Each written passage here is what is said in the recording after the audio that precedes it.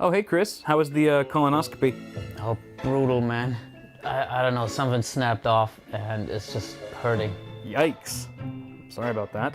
Hey, you know how some dogs sort of look like their owners? What if case makers shared the same traits as their cases? That's ridiculous. No, it kind of works, right? I mean, because like the Pure Base 600 is cool, right? And you're arguably cool, right? The case is super quiet, and you've always been on the soft-spoken side. Yeah. See, it's totally true. Actually, there's one more thing we have in common. What's that? Well, after the colonoscopy, I think I also support a 360mm radiator. Does that like include push-pull or? The Pure Base 600 from Be Quiet offers a tempered glass side panel, sound damping material, and a highly versatile design. Ships with a pair of powerful Pure Wings 2 fans and intentional support for 360 radiators. Click the link in the description for more info. What's cracking, people? Welcome back to the channel. Hope you're all doing well. Today I'll be assembling April's PC of the month. Sorry I'm a little bit late on this, but it should be a pretty killer system. We've got an $850 budget Ryzen 5 gaming PC.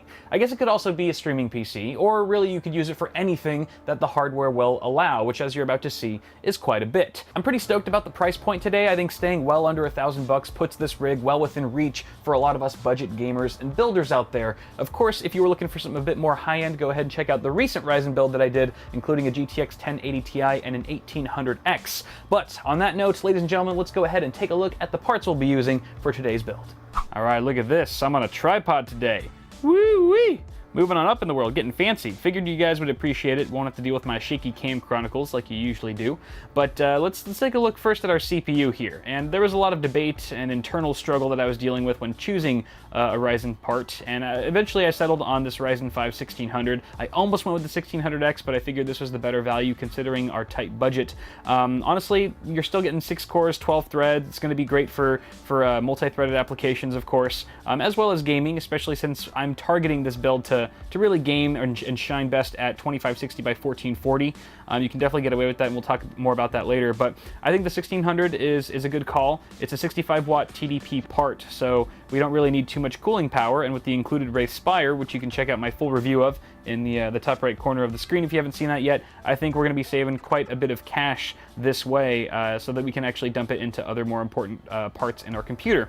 But I think it's also going to overclock fairly well on our motherboard here, which is the Asus Prime. Let me go ahead and move this guy out of the way. The Asus Prime B350 Plus. I've actually been using this board quite a bit ever since the launch of Ryzen, mainly just for testing and stuff, and I've actually really liked it so far. It overclocks well enough, and just as well as like an X370 board, or at least the ones that I've tried it with.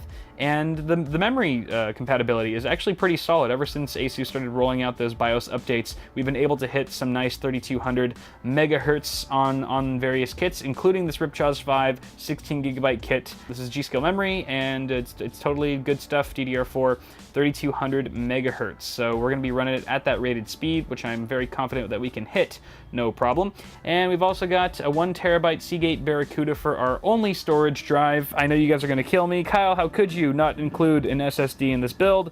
I can already feel the riots brewing in the comments. But guys, with $850 to spare, I really wanted to squeeze every last ounce of performance out of our gaming PC here, which really I had to attribute that money, or distribute that money to like the CPU, the video card, and I didn't really want to cut corners in those areas. So what ended up happening was I cut corners with our storage. But that's okay, I think, because an SSD is super easy to upgrade later down the line if you just want to drop one in and migrate your OS and other applications onto it. Should be pretty straightforward. But I will say, if you guys are building something similar to the build that you see here, and you have an extra, $100 or so to spare, I would highly recommend getting an SSD in the 250-ish gig capacity for your operating system, because it will in fact make your system run a bit zippier, actually much zippier. But for the purpose of today's video, I think the 7200 RPM mechanical will do the job just fine for now.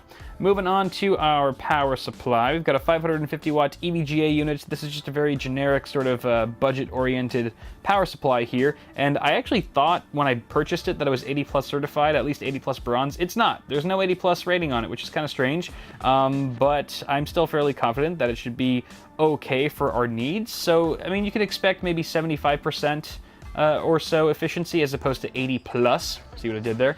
But honestly, we've got a low TDP part here for our CPU. Even if we overclock it, I think that's not going to draw too much power at all. And we've also got a fairly power efficient video card here from AMD, the brand new RX 580. This in particular is the PowerColor Red Devil. Comes factory overclocked with a bit more headroom, but the RX 580, which just launched but from AMD not too long ago, is quite a bit more power efficient as well than the RX 480. Even though it's using the same Polaris 10 GPU in there, we should be able to get away with, you know, a non 80 plus certified power supply. At least I would hope so. Hopefully this build doesn't melt or incinerate by the end of it all. Let me go ahead and adjust the camera angle. Shaky Cam Chronicles are back again. Woo! And finally, we've got our case of the hour. This is the Spec Alpha from Corsair as part of their Carbide series. It's only about 75, 80 bucks, so a super budget-oriented case. Great for a build like this. And a lot of you guys have actually been requesting that I do a build in this chassis, which I was like, well, yeah, if there's enough request for it, then I will. So here it is. This is going to be my first time building in it personally, so I'm not sure what to expect. I haven't really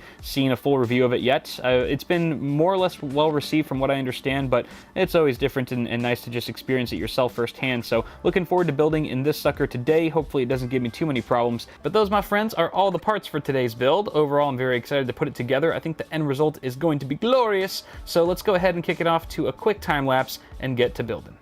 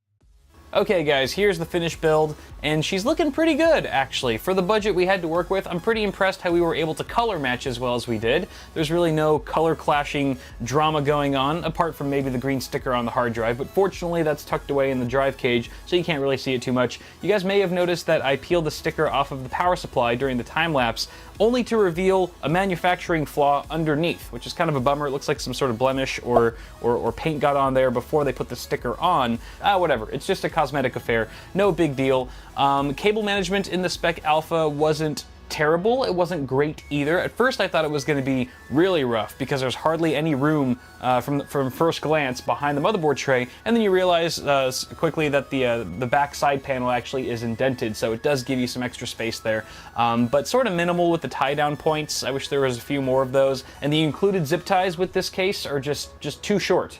They're way too short, so Corsair maybe make them a little bit longer for next time. One thing I ought to mention is that there's actually no cable routing hole near the 8-pin CPU connector. So that means I had to route the cable all the way across the VRM, across the entire motherboard, and through the same hole that I routed the 24-pin ATX cable, which kind of looks a bit silly. Fortunately, the power supply cables are black, but if they weren't, God, that would just look horrendous. So also something to be aware of if you're going to be going this route with this case. There's also, you can sort of see the cables coming through the right side of the motherboard tray there, so it doesn't look the cleanest. I could have spent a bit more time tidying that up and making sure that they're not visible from this side of the case, but that's added time that I didn't really want to spend. Overall though, I'm pretty happy with how this turned out. I kind of like how the fans are, have red LEDs in them. It sort of illuminates just the right side of the case just a bit, gives it a bit of glow without having to buy some LEDs. But overall, very happy with how this turned out. Stay tuned for part 2 where we do a full analysis. We do all the gaming benchmarks, overclocking, acoustics and thermals, and that sort of thing, so it should be very fun. But guys, let me know what you think of this build. $850. I know for sure we can definitely do 2560 by 1440 gaming with the majority of titles at pretty decent settings. But let me know what you guys think, if this is a good value, if you like the parts list for this month. And yeah, love to hear your feedback. As always, thank you very much. Toss me a like on the video if you enjoyed it. Also, feel free to subscribe to the channel for more tech stuff coming at you really soon, and check out Bitwit Ultra, my ad-free early access channel for just $1.50 a month. First 2 weeks are completely free. You can back out anytime. Have a good one, guys. Thank you so much for watching. Once again, I'm Kyle with Bitwit, and until next time, I'll see you guys in the next video.